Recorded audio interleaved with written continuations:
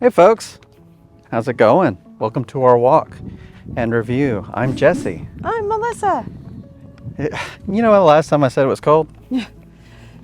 It's still cold. This is an evolving process. You can evolve with us while we walk and we talk about board games. What's our first game up? All right. We're going to start today with Joan of Arc, Orleans, Draw and Write. Draw and Write, Orleans. Which I'll start this one off with my ranking. All right. And I give this one a 6.9. Ooh, 6.9. Start off the week. Wonder what you give normal Orleans. I think it'd probably be around in the same, but a little higher. The regular, just base Orleans. That's on my top 10 list. The reason I gave it that ranking, and I'll start with my review of it, it is a way to kind of keep you in the feel of Orleans. You can recognize a lot of the same parts of it. It's pretty easy playthrough once you get into it, and it flows really well once you understand all the parts of it. And I think it gave a nice roll and write kind of feel, that draw and write, roll and write style to a game that we already enjoy. Yeah. I gave this one a 7.1 because I like what it does. It feels like Orleans, but there are things missing to it. That Orleans is a very highly rated game for me. It's in my top 10 of all time and has been for several years.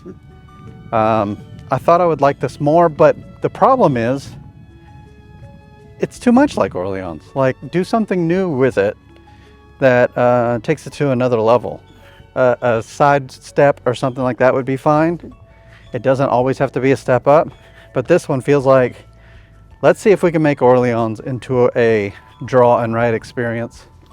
And they did, but that's kind of boring because that game already exists. Well, and I feel like without the solo play, you don't really get the Joan of Arc part to it. Right, yeah, so we're Unless just you're doing playing a solo. Yeah, I agree. So for that one, there's so many roll and writes out there, draw and writes. I don't know if you need to play this one because it's just Orleans. So if you played Orleans, you already played it. Let's talk about Sunny Day Sardines. For this game, I gave it a 6.0. It's a game from 25th century. In this game, you are, it's such a simple thing. You're collecting orders or you're drawing things to make the order. I feel like I've played this game in some other form before, where this is just another skin of another kind of game like it. Simple enough to bring out if you want just a simple game to bring out to the table. Put it out there. It's fine. You're not going to blow anybody's minds though. I gave it on my scale a 6.3. I enjoyed the size of like easy box little sardine can that it comes in. It's easy to bring with you, easy to store. It was a easy pickup at PAX U when we picked it up because I could easily put it in the suitcase. So, you know, it has a nice box appeal to it with that sardine can style that the cards go in. I think that was a big pull for me, plus fish. It has a nice thematics with the sardines. So it has a nice aesthetic theme pull for the game for me. Yeah, I don't need to play it again. Sorry, it's just fine. There's nothing pulling me back to eat more sardines. Our next game we played in the week, we started My Island. We've just begun. Yeah, we're 5 games in, which is about 1 sitting's worth because each game is about 30 minutes long. That's with teaching for 3 players. I mean, it doesn't matter how many players you have, you're all playing simultaneously. In this game from Dr. Rainer Knizia, you're building an island and you have basically a grid work to fill in, and you have the things. And this one, it's a hex grid, but you're just filling in the grids. And when you can't do it anymore, your game is over, and you try to see who did the best at it. Yeah. And if you the legacy game. If you've played My City, you're gonna have some kind of memory of like, oh, how I played that. So it's gonna be easier to kind of get into. So the teach is not as much because you have some point of reference. Yeah. So we kind of jumped in, you read the stuff as you go. And my first impression rating of it, my score is a 6.9. That is my first impression. Ooh, 6.9. 6.9. So I'm enjoying it. You know, we got more games to come. Maybe it might go up. Interesting. Maybe it might go down. I don't know. But that's my first impression score right My now. first impression score is a 7.6. It's very high on mine. I just like the puzzle of it. It doesn't have to be complicated because it is not complicated. I mean, it doesn't have to be complicated for me to enjoy it, is what I'm saying. And I mean, My City was really high for me too. I could get My City out and play the Eternal game. And I'm hoping My Island will be the same, where I could break out the Eternal game, meaning the non-legacy, and still have a good time with it. Yeah, I'm hoping that my rating kind of goes. That's just my first impression of getting back into a game that we have some reference to. That I'm hoping it gets going for me. So since we're just getting started into My Island, if you have a comment about My Island, post it in the comments below. Hit that subscribe button for us. So Santorini, New York, I gave this one a 6.4. I'll be honest though, I really didn't get to see this one shine through because I played you, and you're not good at those kind of games. Yeah, And we just played twice in a row, and I smoked you both times before you even saw what was happening. You're building your thing, and you don't even see what I'm building, and all I have to do is slightly trip you up, like one turn, to set you back far enough to where I can take advantage of that and win. But I can see the bones in it. I see the replayability in it. It has a stack of cards. It plays like Santorini if you've never played New York, but it adds these cards that dictate what you're going to do that turn. You're not just choosing your Santorini-like turn, you're playing a card that says, okay, this is my turn this time, and there's like 4 choices or something like that. And I think I like this one more than Santorini early on. Santorini is its simplest form for sure, but New York is for someone who wants a little more. Yeah, so I gave it a 5. I wonder why. I guess I'm wrapped up in my like own little, oh, what am I gonna do? What am I gonna build? And, Good old camera adjustment like we used to. and there's just something about that style of game that doesn't really mesh with like my style of gameplay. You just my don't like chess. We established that last time with Ragnarok's. So yeah, and that's fine because somebody same else's designer. might be their style. So if you play against somebody that's more their style, you might have a better gameplay of it. We played Scholars of the South Tigress. All right, this is a big game from Garfield Games. In this one, you are translating languages. And I really can't say more than that, because when we're talking about a big game like that, the intricacies are so many that I could just tell you the broad theme of it. It's a big, complicated game with limited actions. You have like 4 things you can do, but it just feels like it's so much more than that. So what'd you think of Scholars? So and this is just our first playthrough thoughts, because I definitely want to give this one a replay for sure.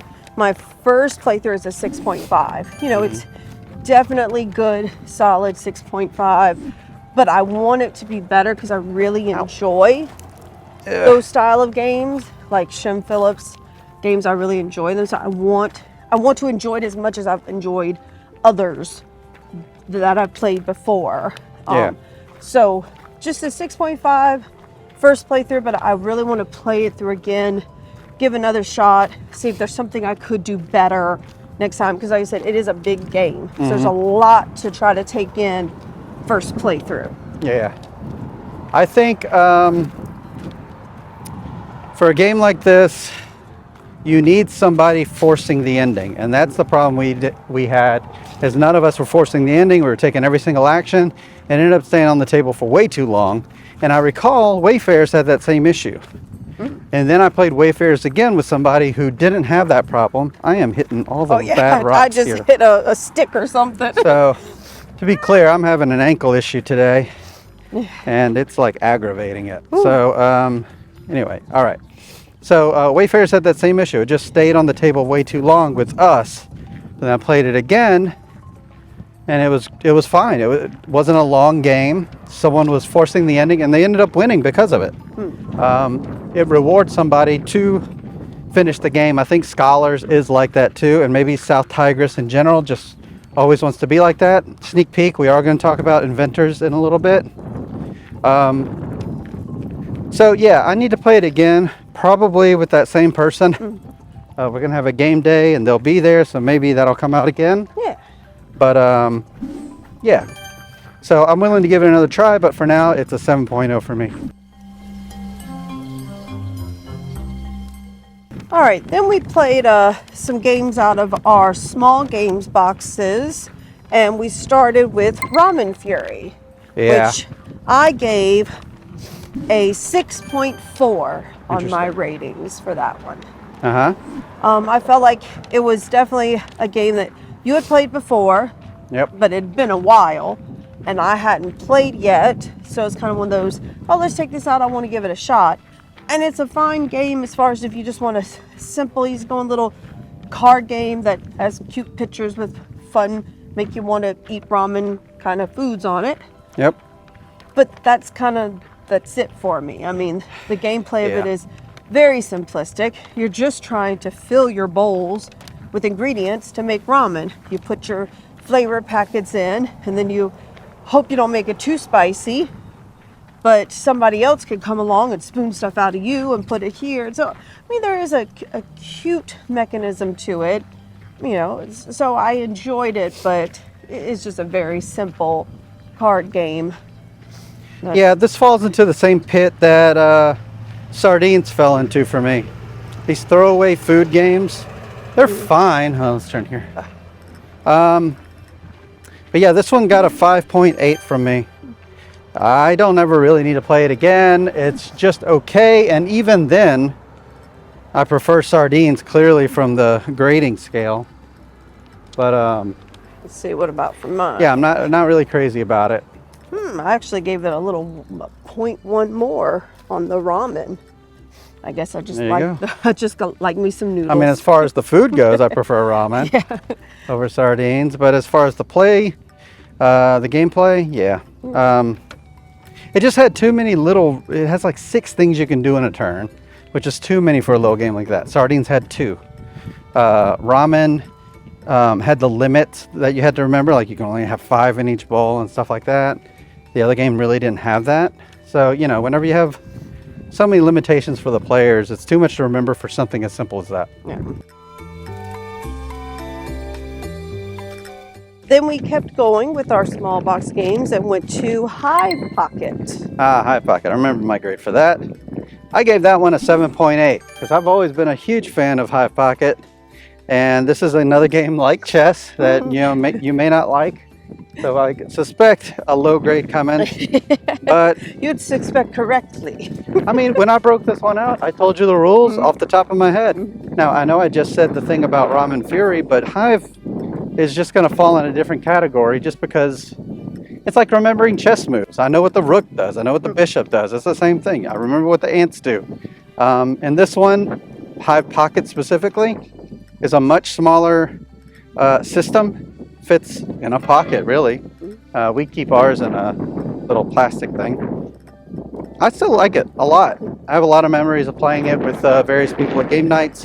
Even though it's a 2-player, it's a 2-player you could crank out, play it, and then jump into your big 4-player.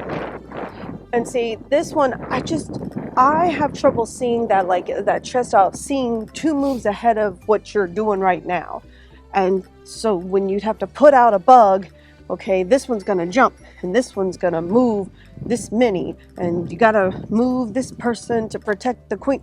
I just couldn't see those moves ahead of themselves to know, like, okay, no, I shouldn't put that bug there because now I've messed up the other bug. You know, it's that wasn't triggering with me.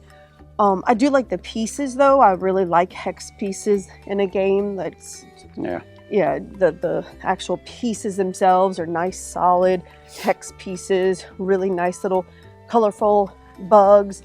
That part I liked, but the overall gameplay just kind of boggles my mind, and I can't really see the move that I need to see in order to like make something happen. So that's why I gave it a 5.4. A little bit more than Santorini, but not much. I mean, I will say I liked it a little bit more than Santorini as far as the mechanisms. Post your thoughts about Hive in the comments. Do you think it's a 5.4? Do you think it's a 7.8? Somewhere in between, let us know. Then we went to Math Rush, addition and subtraction. Yeah, Math Rush. If you ever wanted a timed, cooperative experience about math. Ooh, yay, math! Boy, do we have the game for you. Math Rush. This game, you have a lineup of various goal cards. It says like, has a 5 on it. It has ascending. So you have to put numbers down in ascending order. But it's not that easy. The numbers you're putting down are math questions. It's like 8 plus 4, 23 minus 11. This one was the subtraction pack. They do offer, Genius Games offers the multiplication and division pack as well, and some other things if you're really smart, not like us. Yeah, I'll stick with my just addition and subtraction. Yeah. At this point, but you know, and I'm not a big co-op player. That's usually not my go-to, and time things either. But there was something about testing yourself to see, can you put numbers in the correct order. Also, yeah. Also working with your partner or whoever you're playing the game with, having to tell them, okay, I have a 2 and you have a 4, and now put this 2 on this 4, and now let's put this in order, and now, okay, we need a new number, and now pull out the next number. You know, it's very, you know, it's very easygoing whenever you're just trying to work with the other person. It's like, I liked that. Yeah. You know, you have a lot of good communication, doing your math skills, and I really, when we were playing, it's like, this is something I could see happening like in a math class, like a fun game that younger children learning addition and subtraction, or if you go to the multiplication division packets, an easy way to get kids to have fun learning math skills and working together. Yep. Like I saw that while playing it. So that's why I gave it a 6.8. Yeah, this is a great game if you're looking to get your kids into games and you want to do it in an educational way. Genius Games has a lot of games like that, and this is one of them. They also have science-based games. This one I gave a 7.0. I admire the message, kind of like in Her Story last week. I gave it some points just for the message. I think this one fits that as well. 9 Lives. Trick taker game about cats, where the different suits are colored to let you know that these people have these suits. So imagine playing hearts, where you know how many spades they have, but you don't know what the number is. And then also you're having to predict a bid when you start. Another trick about this game is when you win, you have to take a card from the current play that isn't yours. So you're constantly raising your hand up. And that's a problem because the round ends when somebody runs out of cards. Which happened, there's another way it runs out of cards, but it happened that way every time for us. Yeah. Somebody just ran out of cards. I like this. This is a nice, different trick taker. I'm always looking for a trick taker that does something different. And I think this fits that because the other cat game did something different too, Cat in the Box. Oh yeah. I'm always looking for these different ones. With the difference with the suits, yeah. It was kind of nice to kind of like, oh, I know that you have the ability to play that card, but do I remember what you picked up before? And if you picked up a card... Yeah. Well, I got a little memory because I could see the back of their cards. There were so many times I was using that strategy to just look at the back of the cards. If I play this blue card, this blue suit, is everybody going to be able to follow me? Because you have to follow if you can. And I really liked it. Yeah, and then they have purple cards that automatically, it's like a trump. Like, if you can't play the Yeah. color, you have to play one of those. The hearts and then of the that spades. beats everything. In a way. I gave this one a 7.1. Oh. As we're talking about it, though, I'd probably even rate it higher. Yeah, and I gave it right at a 7. Just 7 Okay. solid. 7s are pretty good. Yeah. I'd be usually willing to play a 7. All right, and then we follow that up with With lore. Ah, What about lore. that from All Play. the fishing game. This game is a push your luck game using dice. You have a pool of fish in front of you, and you have dice to roll to try to get them. The thing is, though, everyone is showing their dice, and whoever has revealed the least dice will get the first chance at catching all the fish. So don't put too many dice in the pile, or else you're not going to get a chance to catch any fish. They'll all be gone by then. Early bird gets the worm in a way. And this one is okay. I'm very terrible at it. It doesn't feel like fishing, but I admire it trying to. It's a simple game enough. I gave it a 6.8. I'm pretty sure. Yeah, I gave it a 6.8. It's fine. If we didn't already own it, I don't know if I would feel the need to own it. Well, and see, this was one of my look out for games when we went to PAX U. Yeah. And well, just because of the theme, you want to, you know, get a fishing game. This is one that we actually did a little demo video with a person. That's true. Showing us Coming out lore. on this channel. Make sure you subscribe. And I think I really like dice rolling games in general. Like I love Mountain Goats from All Play as well, and that's another one with just dice rolling. And so I think that's what really appealed to me with lore is rolling the dice and hoping the luck of catching a fish, because that's really when it comes to fishing, you're just hoping to catch a fish.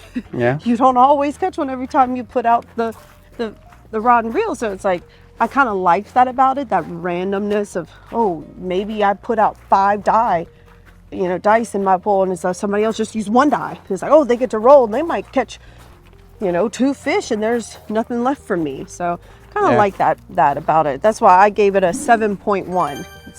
7.1, okay. Yeah, that's not bad.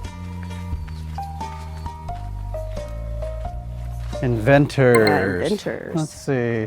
Let's invent a path this way. Yeah, all right. So Inventors of the South Tigress is, I mean, most people say it's the heaviest of the Garfield games.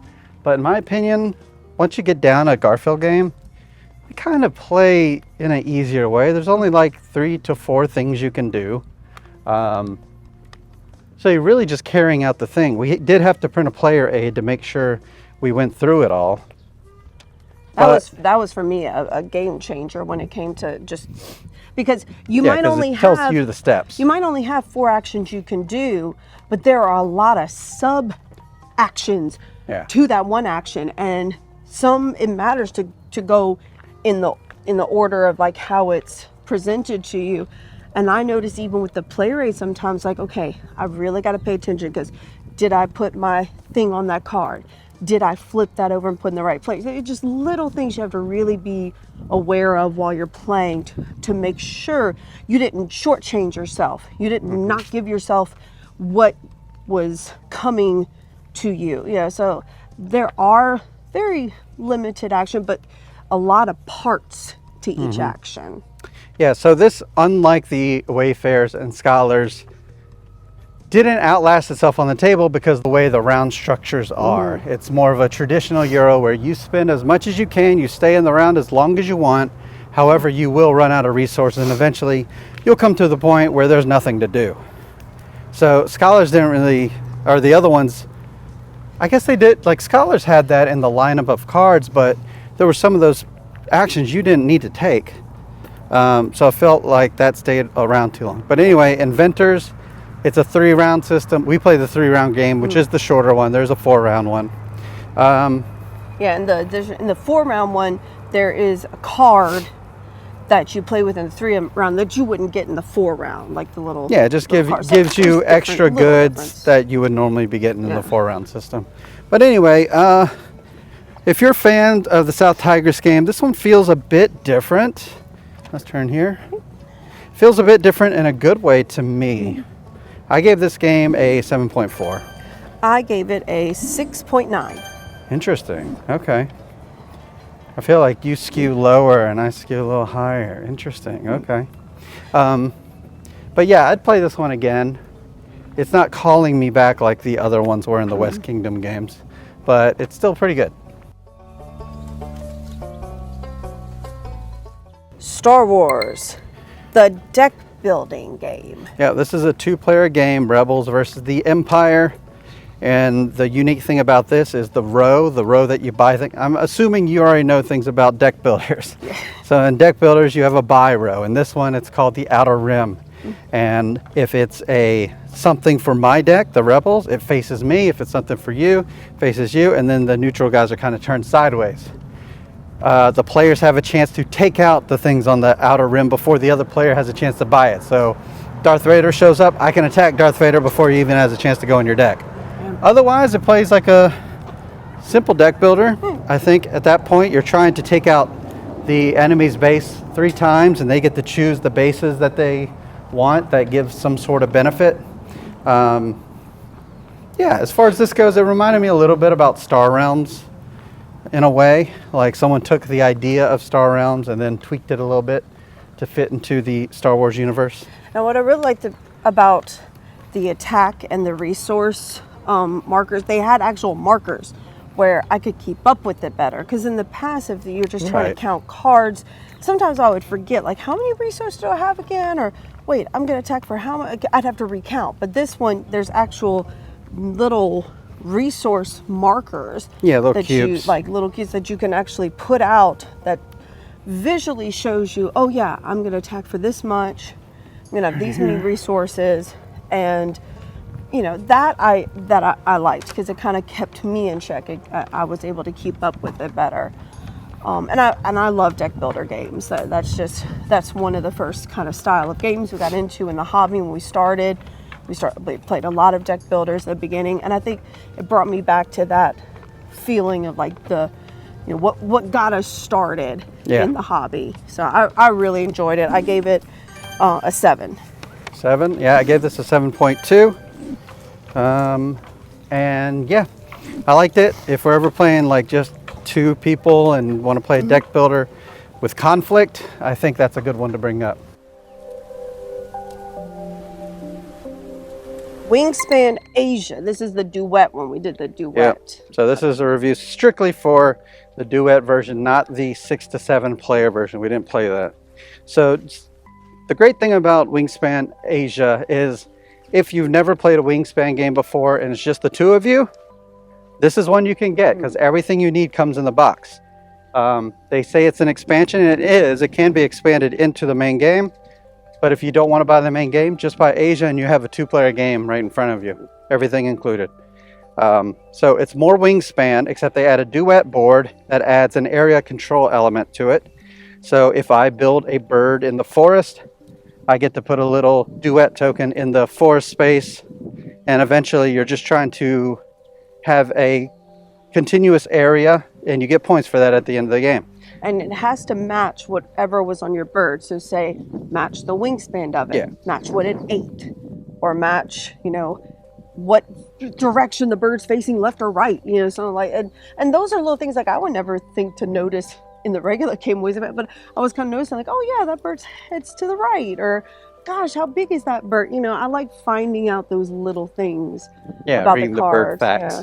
And I liked that it took Wingspan, which I already love, the original, and we played all the different kinds of parts of the original and the expansions, and it took what I already knew and it made a little bit more just something special for a 2-player option, and I really enjoyed that.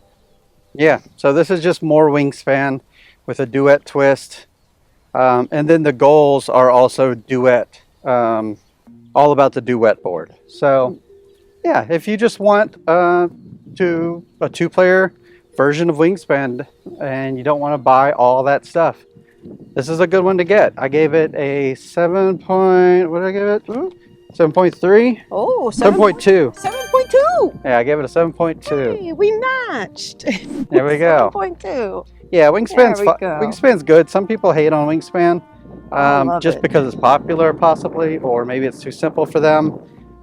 But I know it's simple. It took us like an hour and 10 minutes to play it. That's fine. But see, I needed something like that because sometimes after playing such big, heavy games or little tight, I needed something that weight. I needed something that gives you a little bit more than the simple game, but less than some big. We just gone through all the Garfield. It's a bigger game. I needed that level, and sometimes that's what you need. Just a game that allows you to kind of have, just have fun with something that is also enjoyable.